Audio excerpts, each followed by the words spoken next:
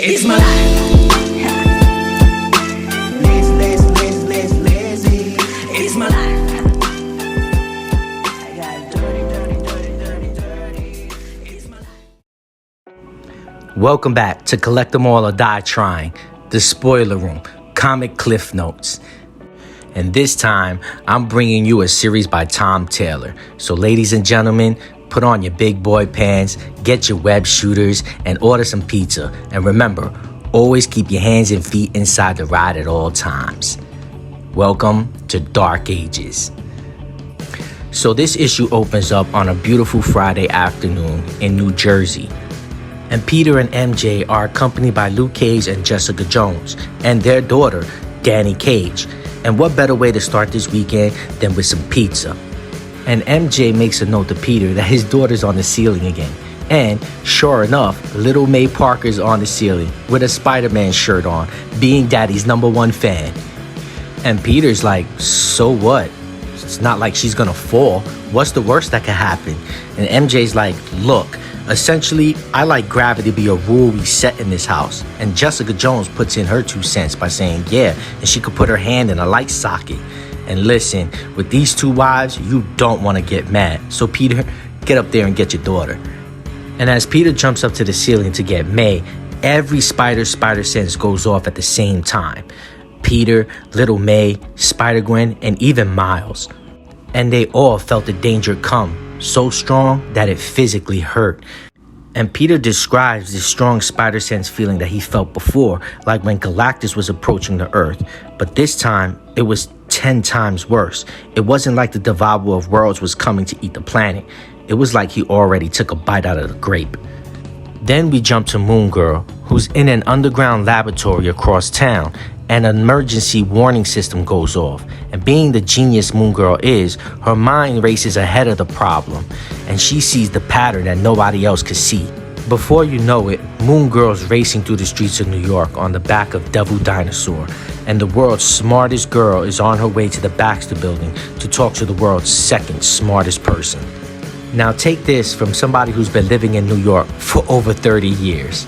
A devil dinosaur running through the streets of New York is nothing new. Just another day in New York City.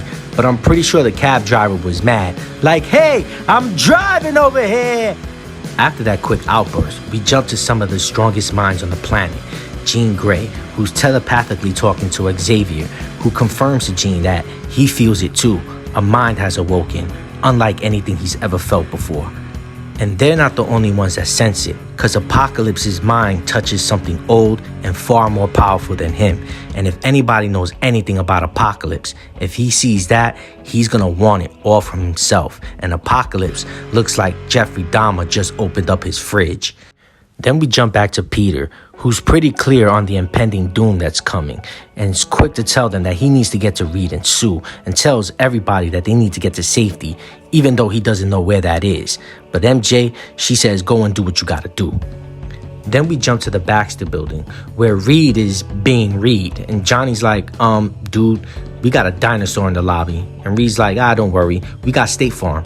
And Reed gets approached by his daughter Val and Moon Girl, who explains to him that the tremors aren't consistent with tectonic plates, and the quakes are too short.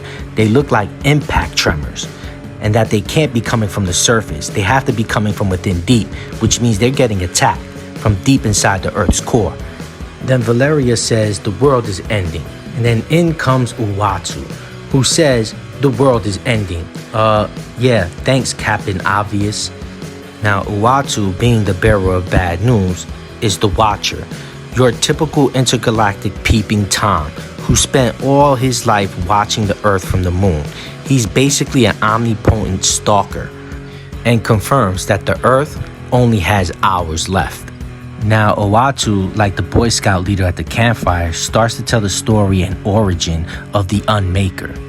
10 billion years ago, a living machine was created. It was made to protect the universe, to stop entropy in its tracks, to consume black holes. But over a millennia, feeding on so much darkness corrupted it to its core, and the Unmaker was tainted, and it began unmaking everything. The living machine unmade worlds, and even entire galaxies, until finally it was put to a stop by the living tribunal. But the Unmaker contained too much power to just destroy, so the Unmaker was put to sleep and imprisoned in the center of a newly forming world. Yeah, you guessed it, Earth. But now, this long dormant living machine is waking, and when it wakes to its full power, it's gonna crack open the planet and unmake the world and the entire universe. So the greatest thinkers on the planet put together their heads and decided they had to take on this threat directly, and so they put together a strike team. The Vision, a living machine to fight a living machine. The Scarlet Witch, a shaper of reality to fight against the being who could pretty much unmake reality. Doctor Strange, the Sorcerer Supreme, to fight the pinnacle of technology with the greatest of magic. The Invisible Woman, to protect them from the heat of the Earth's core. And the Thing, in case you got a clobber or anything. Then they jump through the portal, carrying Earth's final hopes to the center of the world to take on the Unmaker, who the Thing sees and says, this clearly gonna take some clobbering.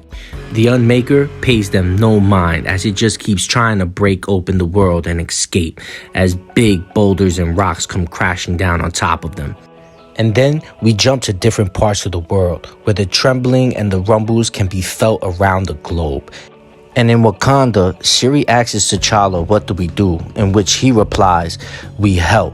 And the destruction was limited in Wakanda for it being built on a bedrock of vibranium. But the rest of the world wasn't too lucky because Nepal and Vancouver is just in turmoil. Buildings burning and the ground heaved as buildings collapsed. And it wasn't just the surface, it was beneath the waves. Deep down to the ocean floor, Namor, the king of the sea, was powerless to stop Atlantis from being swallowed by the earth. Across the world, heroes come together to save all they can.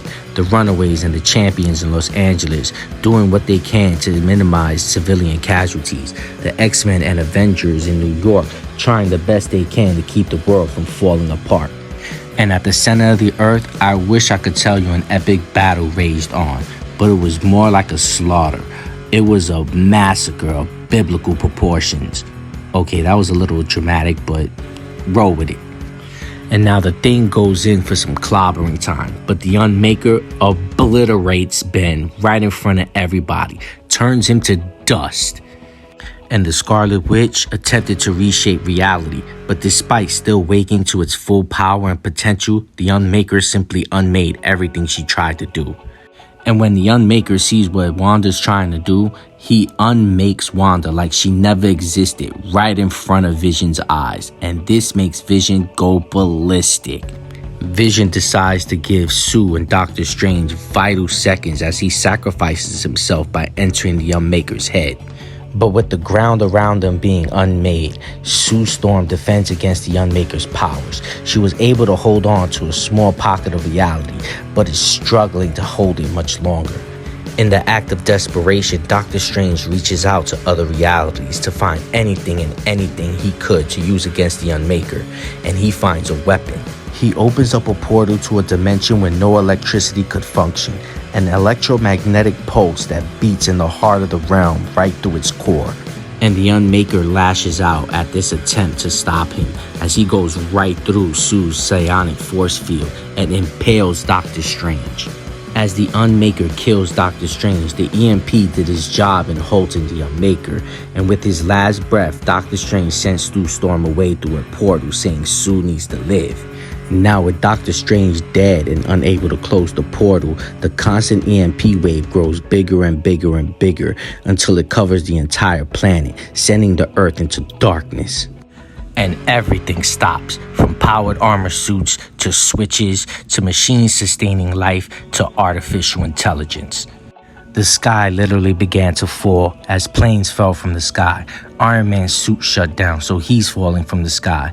Ant-Man could no longer return back to his regular self, so he's stuck as a giant. And civilians' pacemakers stopped. It was total chaos. And as Spider-Man rushed home to get back to MJ and May, his web shooter shut down, which sent him falling all the way to the ground. And it's at this moment that Spider-Man realizes he's picking himself up from the rubble that was once the building he lived in.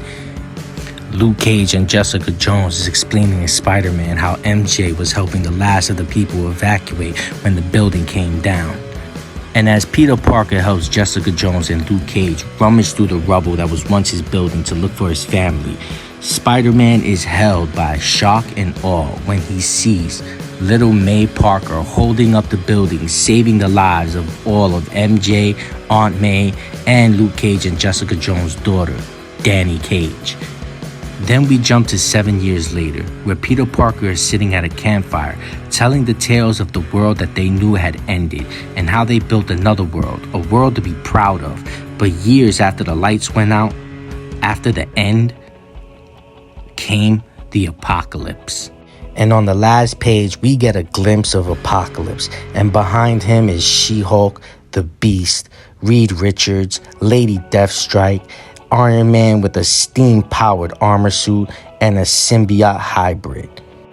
That's right, ladies and gentlemen. Just take a hot minute to let that image sink in. And that concludes Dark Ages Part 1. And don't forget to hit up the comments. Tell me, who do you think that alien symbiote hybrid is? And what do you think about the design of that steam-powered Iron Man? And if you're digging this, hit the like button and subscribe so you can get more content just like this. Peace. It's my life.